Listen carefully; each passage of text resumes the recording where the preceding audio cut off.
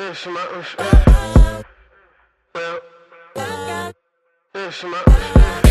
now I'm in a spot where I wanna be. Now I'm in a drop where I wanna be. Is you gon' slide, is you gon' ride, is you gon' come with me? I hit you from the side too many times, you got enough of me. Show me some things that I wanna see. Play with your box, make it hot for 100 degrees. Let me show you the way, ma, I wanna lead you. Need you undressed when I come to see you. Make it a movie. What's up, everybody? This is another episode of Live from the Garage, and I'm here with my guest, Mr. Kai Cash. What's up? I don't know why I said your name like What's that. up? Who are you and where you from? Tell everybody about you. Okay, well, my name is Kai Cash. Don't forget the $. I'm from Brooklyn, New York. I'm in Atlanta. I've been here for about 5-6 years. I'm an artist. I've been an artist damn near my whole life. I never really gave anything else a second chance. This is my plan A through Z. I'm very great at what I do. You can listen for yourself after this interview. And yeah, I'm just aspiring to let the world see how great I am and understand why I feel like I'm one of the greatest rappers of all time, and it's not to be taken in vain. It's more so like, all right, I could kind of understand why he feels this way. That's really who I am. I'm just an artist, a rapper. I think we need to start putting more emphasis on rap. Yeah. We've been going through this thing where rappers are just like disgraced by their profession. It's just like, don't be a rapper, then go somewhere else. I'm a rapper, and I'm proud to be a rapper. Yeah. So what made you come to Atlanta? You just say you're from Brooklyn. Mm-hmm. So what made you come down here and start rapping and start your career down here? Realistically, when I moved, I got out here December 2019. I'm from New York. I was born and raised in New York, so I've known New York my whole life. Mm-hmm. I was allotted with experiences to travel, thank God. But just being born and raised somewhere, it kind of gets tiring, especially when you're trying to expand and grow in whatever you're in, whether it's a regular career field or it's artistry, it's entertainment, it's sports, whatever the case may be. When you're trying to grow, I think it's very pivotal for you to really get out in the world and go explore what else the world has to offer you. So for me, I just had reached a point where I was tired of New York. I had just finished college, and Atlanta had the culture. Really, Atlanta still has the culture, especially for black people. But at that time, it was like Atlanta was the place to go for hip hop, at least. And when I finally got out here, it showed me that I made the right decision. On top of that, my girl had moved here, and it was just like it was perfect to kind of really start my adult life. Because after college, I feel like is when you start your adult life. Yeah, definitely. And it was just the right time. And then when I got here, it's like I got the show on the road instantly. Even though COVID was a few months after I moved here, I was still able to make a lot of progress in my career field, because out here the studio is like the corner store back home. Yeah, it's like it's a studio everywhere, and everybody you meet you get some of your greatest connections at a studio. So it was one of the best moves I feel like I could have made. Do you feel like coming out here kind of changed your creative process? You're a very lyrical rapper. Down here, I'm not gonna say it's not lyrical, but the substance isn't as heavy as it is in the roots of hip hop, which is New York. So do you feel like that kind of changed how you looked at things, how you started to record? You kind of hopped on other waves or anything like that? Did that change? Yes, definitely the way I recorded. I began to punch in a lot more. I used to write on my verses out when I'm in the studio. I'll take time to listen to the beat, come up with things. I started punching in a lot more because I just seen that was how everybody kind of worked in the studios. And I got a lot of great ideas from just punching in, because it's really whatever you're thinking of in the moment, you just write it. You just record it. Just getting a chance to see and feel what the energy was like creatively out here, with people like Thug and Future and just all the big artists were coming from Atlanta at the time. And just understanding the influence that they had in the world, getting to see where it came from and how just people just worked in the environment, the studio environments. I worked in a lot of studios in my time out here, and it made me kind of get a different level of respect for all forms of music. Like, I've always had an ear that was open to whatever I deemed great or fun. And instead of looking at everything like it was bullshit because it wasn't lyrical and conscious, and like, I got the chance to really recognize and understand like all forms of art is important because art is subjective. So it's like whatever your creative process is, whatever you're going through, however you think, you letting it out on this canvas, which is, you know, sonically, it was kind of interesting to me because it's just like, okay, I respect how you're able to come up with this because this is something that I might not ever think of. I might not approach a record this way. But kudos to you for, you know, thinking outside of the box and approaching it this way. But I also, the one thing I didn't like is the fact that I got the chance to see how many imitations there were in the process. Same thing. Yeah, it was just like, damn. You don't feel like there's like, I kind of feel like it's an era type of thing now, It is. opposed to just like a demographic type. I mean, not demographic, but regional type of thing. So before you came to Atlanta, did you feel like it was a lot of that in New York?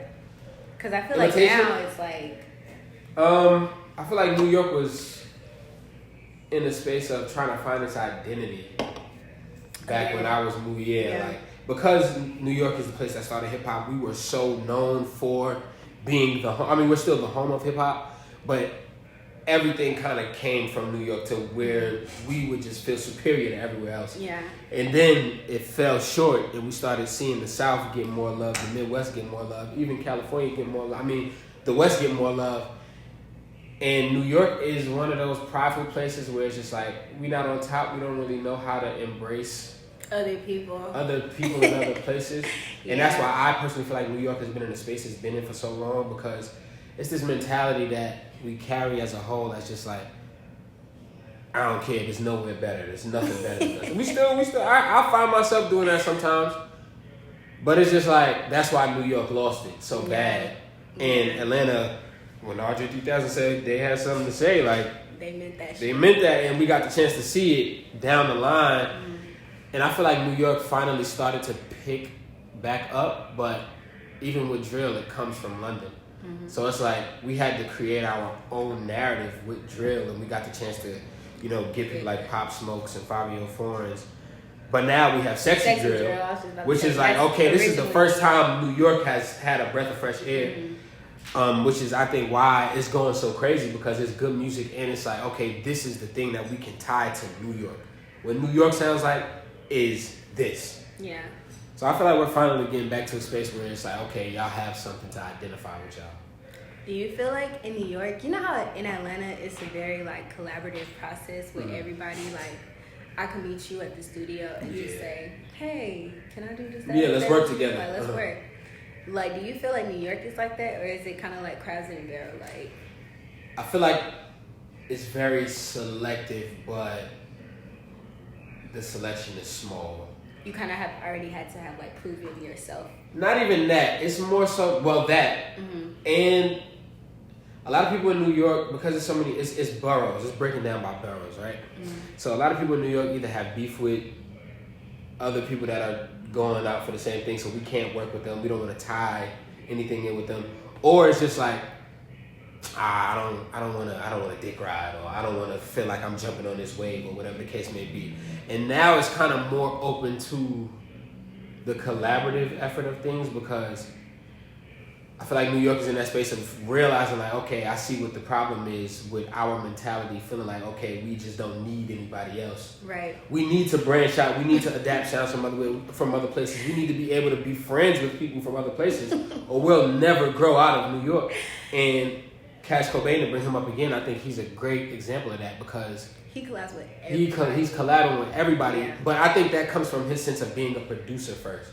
You had to, for him to be so big, you had to get your beats out to everybody. You can't just, I'm going to stick with New York. Yeah. So he was able to get his beats everywhere. And then when you turn it to an artist, it's easier because you're making great music, and it's like the sound of the city. And people still want to tap into the city as well. So it's like we can come to who has the sound right now and open doors and open arms for people outside of the city. And I think that's where New York is right now, where we're becoming more open to collaborating with people outside. Like, you've had it back in the days where it was you know, once in a blue moon, you might have a Jay-Z get on the song with a Juvenile, or Pop Smoke get on the song with a Quavo, or Travis Scott. But in like the core of things, it was very small. Like you wouldn't really get New York collabing with people outside of New York because New York felt like, oh, we're the greatest of all time. Right. New York, I think that's another thing. Like that's kind of like a generational thing. Yeah. too. I think that our generation is more open to a lot Very of much stuff. so. Period. Like it doesn't matter where you're from. You're just more open to not doing the same shit your parents was doing. That's a Cause fact. yeah, It's like different it's just strokes like for why different are folks. y'all? Like, it's not the same time. It doesn't even work. the same. Exactly. Like they didn't have the social media to bring this artist from Atlanta and this artist from LA together. Like you know what I mean? So Yeah. it's just It's way easier different. now. Yeah.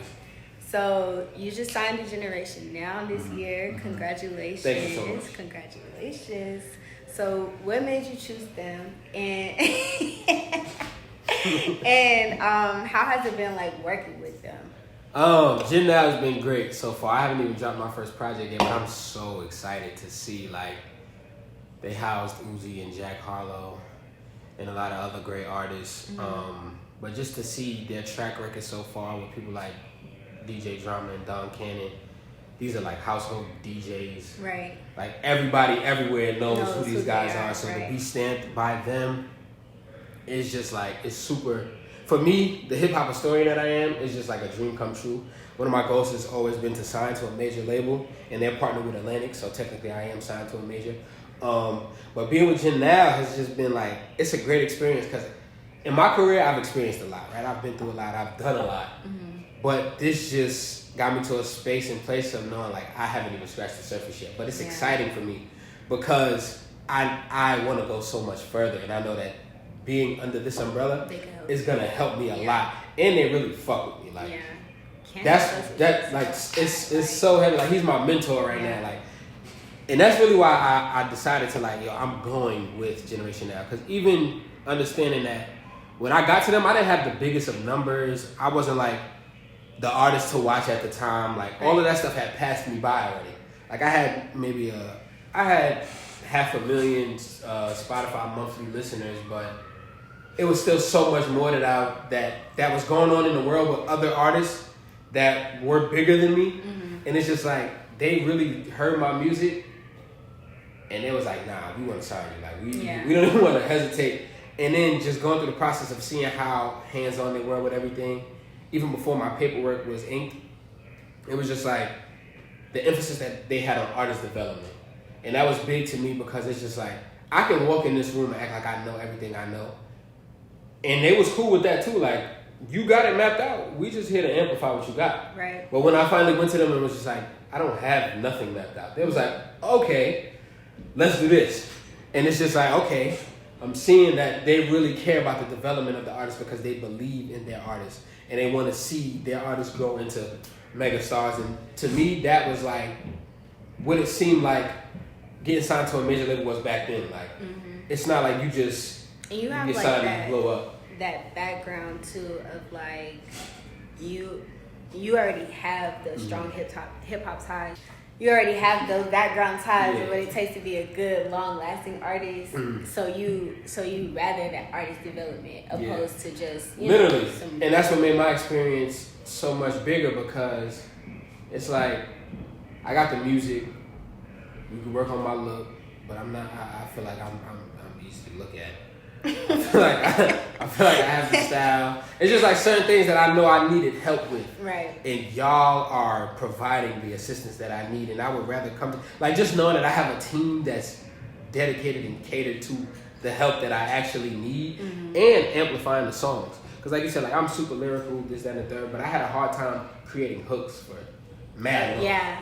And now it's just like I'm in a space where my hooks again, like I'm really seeing the progress, and it's just like it's the greatest achievement. Like I'm actually developing. Even like I'm open to them bringing writers in from time to time. Like they'll have writers come into the sessions and we work on records. But to me, it's not like, oh yeah, I just want me to use the writers. It's like this is a part of the development. Right. Me being able to pick up game or even get a connection from this writer, and it helps me later down the line. So when I don't want to use the writer no more, I know exactly what approach to take. I can pinpoint certain things that I might have learned from a writing camp or a producer or experience from anywhere that I've been in from being with Generation Now. Right. Like, it's bigger than just like, okay, I get a chain and I'm at the VMAs. Like, no, I'm not that type of artist. I want to actually know that I worked to get my chain. I worked to be at the VMA. Like an actual you feel me? artist, Like, my rapping ability, my style, my grace, everything that I have and provide for the audience is what allowed me the opportunities to be where I'm at. Like, I don't want y'all to just be like, okay, because he's signed to so-and-so, let's just give him this. Right. Like, nah, we got to let's do the groundwork. I still want to do the groundwork. Yeah. Nah, that's one thing, like, I appreciate you as an about you as an artist. Thank you. I always say, like, out of everybody, I used to work with Kai, so out of everybody, like, I've worked with, I felt like you had, like, the hardest work ethic. I felt like you had the most skill. You was the most, like,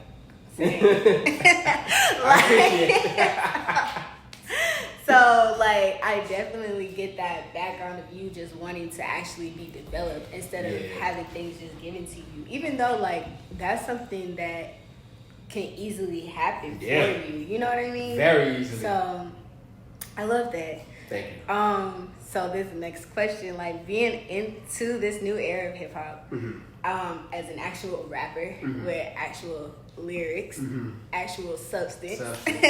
And talent, do you feel sometimes that it's, like, frustrating, like, to see, like, the bullshit that take over? Yeah. Yes. Like, how does that make you feel? You ain't gotta finish the rest of that question. Yeah. Yes. Only because I feel like certain bullshit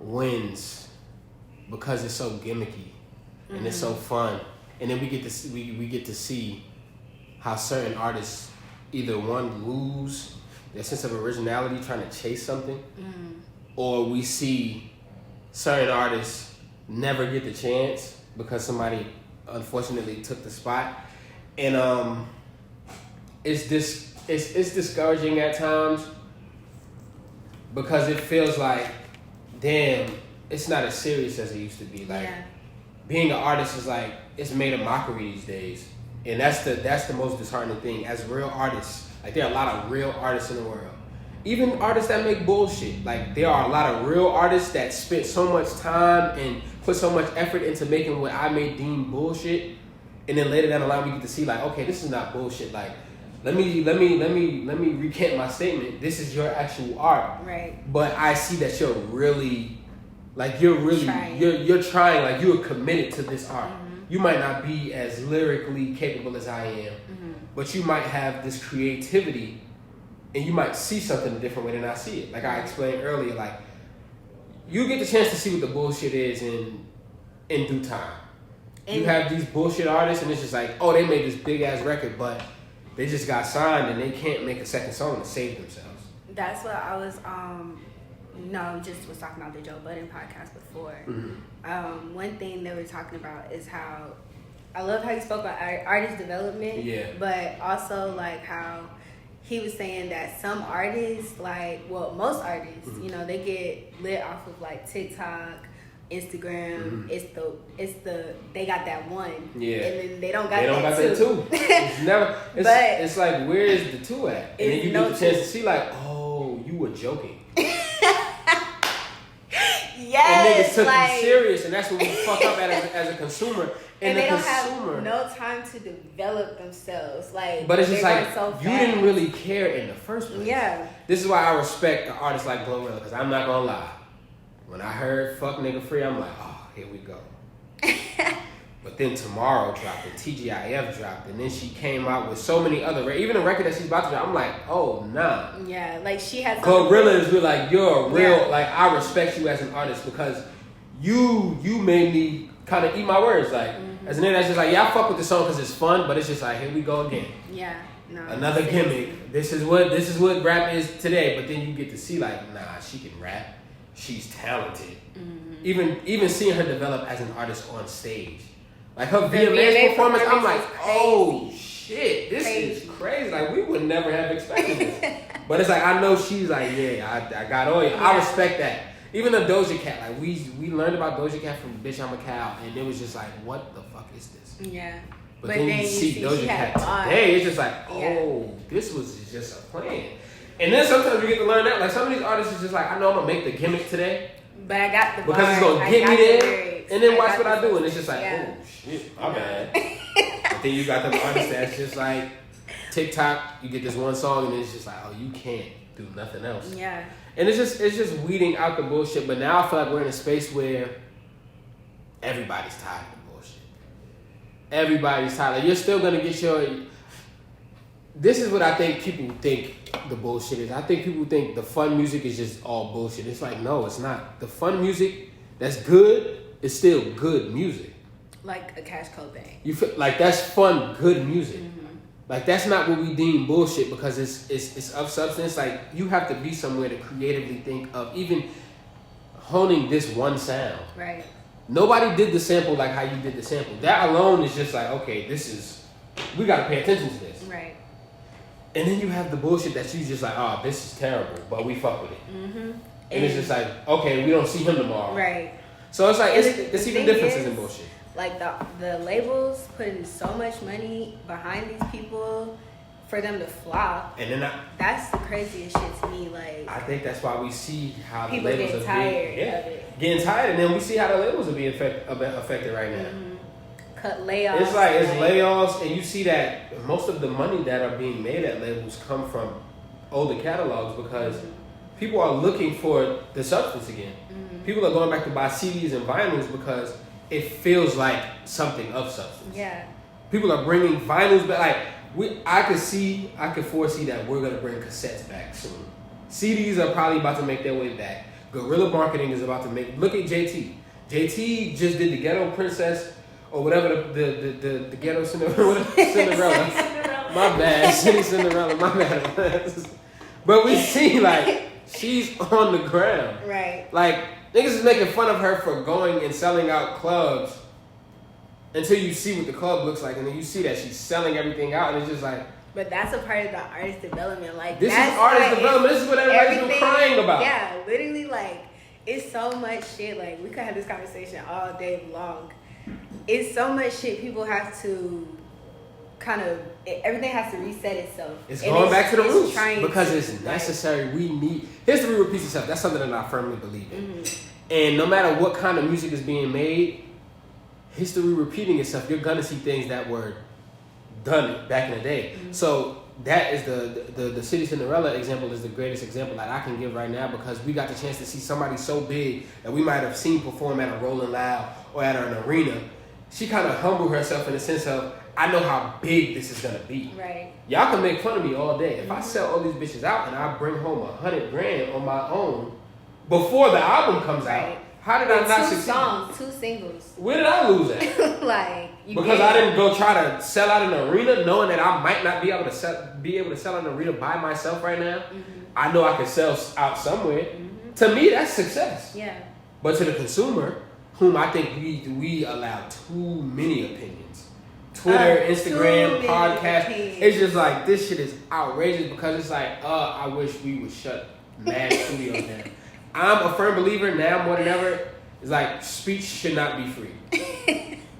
I'm sorry, but I'm not sorry. I don't think everybody is entitled to their opinion. I don't think everybody should have a voice. Especially when there's no education. It's like, what the fuck do y'all be talking about? Yeah, literally. And then y'all contradict yourselves every time. Y'all say, oh, we don't want this, that, and the third. And then you be like, oh, but we need this, that, and the third. Oh, she's doing this. She might have flopped. How is anybody flopping? For one, you've never been in this person's shoes. You don't know what it takes to be this kind of artist.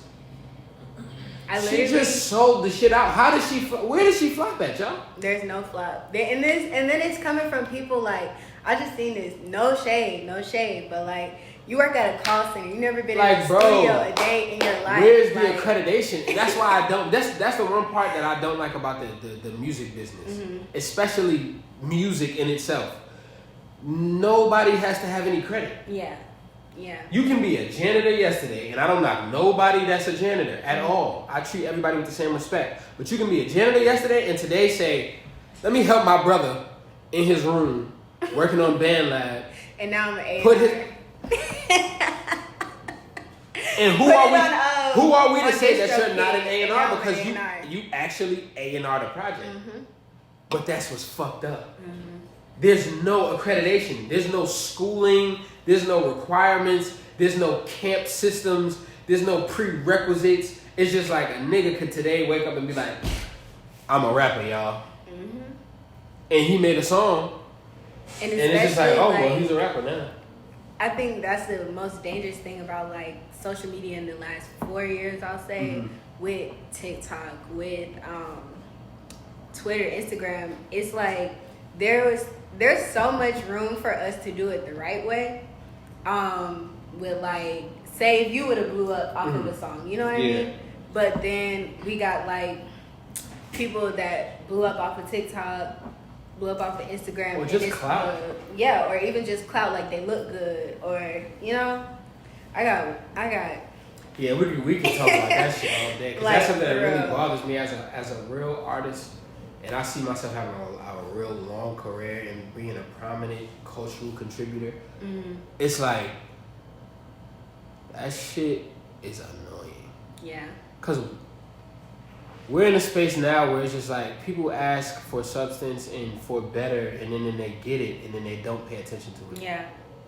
And it's easier for the nigga that said ABC on the song 17 times to get picked up, but everybody's mad. And it's just like, y'all listen to this shit. Y'all are the reason why this nigga is big. Hate or not, like maybe if we just didn't pay attention to it, it'll fall under the rug. We'll get what we're asking for. Literally. And then the people that are actually of substance, that's the space that I see R&B in. Like I've seen these conversations about R&B for years. Like R&B is dead, and it's just like maybe y'all are not listening to the good R&B. Y'all are not putting Victoria Monet in the spotlight that she deserves to be in. Granted, she's there now, but it's just like, do you know how many It took her 10 years. It took you 10 years because y'all didn't want to listen to the good R&B because y'all let rappers put auto-tune on their fucking voice and y'all put them in the R. Why is hip-hop and R&B one category? Yeah. They don't rap. Yeah. We don't sing. And if we're rappers that are singing, we're still rappers. Yeah. With melody. If Chris Brown wants to give us 16, he's still an R&B artist. Why are we merged? Like, it doesn't make no sense. And this is where everything gets fucked up because it doesn't leave no room for the real act because hip-hop and R&B, if you have Bryson Tiller in the hip-hop and R&B category, for one, we don't know where we're going to put him because he's just hip-hop and R&B. Right. So for the people that are solely R&B, they're getting overlooked because Bryson Tiller is already in the category. Right. There's no more room for nobody else. He was the last entry. And it's like, bro, why y'all don't put him on the R&B side of things and give R&B the respect that they deserve? Right. Mary J. Blige should never be considered hip-hop and R&B. Yeah. Why, like, she sings. Ciara should never, Alicia Keys should never, Beyonce should never be considered hip-hop and R&B. Because if that's the case, then you got to give credit to hip-hop in every genre. Because hip-hop paved the way for damn near every genre. Look at K-pop. If we got to say hip-hop and K-pop. Hip-hop and reggaeton. Like what hip-hop and Afrobeats. If we're going to do that, let's do it the right way. You can't give everybody else their own individuality. And then when it comes to the derivative of hip-hop, it's, this is a part of hip-hop, so it has to be hip-hop and R&B. Because then it takes away from the rappers as well. Yeah. Because why is... And that's why it's just so hard to weed out through all the... It's very bullshit, difficult. so. And then everybody's trying to do this one thing, but it's a lot of bottlenecking. Everybody's in this one bottle, and only few funnel through the open space. And it's just like, okay, well, this is why we don't hear the fucking substance no more. Right. Because y'all are not letting the substance get through. Right. Y'all don't want to hear about the nigga that actually raps good, that is talking about fucking Black History Month. Don't nobody want to hear that. At all. I haven't been on Like, Genius in about 7 years. We don't gotta. There's no entertainment. Even that. Like, I used to want to be on Genius so bad. Like, yo, I can't wait to break down these bars for niggas. We don't even really look at that shit no more. Cause like, nigga, I know what you meant. Like.